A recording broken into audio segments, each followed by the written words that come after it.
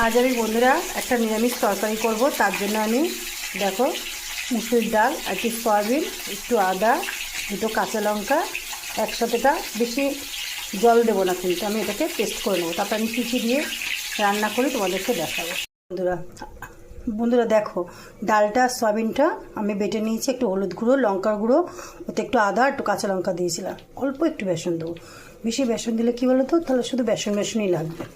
ডাল কিন্তু আমি পুরো পেস্ট করিনি, একটু গোটা গোটাও রেখেছি। এটাকে আমি একটু ফাটিয়ে নেব, নাহলে ভিতরে তরকারির ঝোলটা ঢুকবে না। একটু পেস্ট করে ফাটিয়ে নিয়ে আমি বড়া করব। দেখো বন্ধুরা, আমি সয়াবিনের আর ডালের বড়াগুলো একটু চ্যাপটা চ্যাপটা করে ভেজে নেব। ওই জন্য অল্প তেল দিয়েছি। আর কী কী দিয়ে ঝোল করব সেটাও তোমাদেরকে দেখাবো। একদম আস্তে রেখে দিয়েছি গ্যাসটা, অল্প অল্প করে ভাজবো, বেশি তেলে ভাজার দরকার নেই। ব্যাস এভাবে ভাজা হোক আস্তে আস্তে। আমি তেলটাকে ঘুরিয়ে ঘুরিয়ে চারিদিকে ভেজে তোমাদেরকে দেখাচ্ছি। আমার সাথে যেটা কেন হয় বুঝি না, মাঝে মাঝে কিছু বসিয়ে দিয়ে আমি ভুলে যাই গো। হ্যাঁ দেখো, আমার পোড়াগুলো এগুলো পুড়েই গেছে। এগুলো আমাকে কী করতে হয়, ফেলে দিতেই হবে, কিছু করার নেই।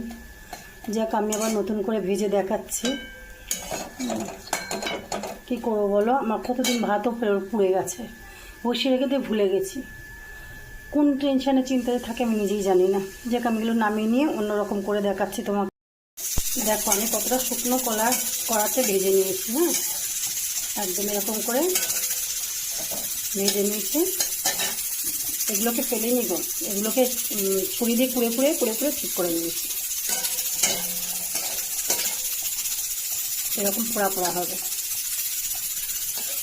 শুধু খেতে খুব ভালো লাগে। তবে তোমরা রসুনও দিতে পারো তো একটু এর সাথে বেটে, আরও টেস্ট লাগবে। কিন্তু আমি এটা নিরামিষ করবো।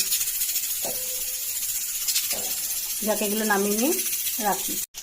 আমি বড়াগুলো সব ভেজে নিয়ে তুলে রেখে দিয়েছি। এবারে আমি তরকারিটাকে বসাবো। দেখো, তাই জন্য জিরে, তেজপাতা ফোড়ন দিয়ে নিয়েছি। এবার আমি পেঁপে আর আলুটা আগে দেবো।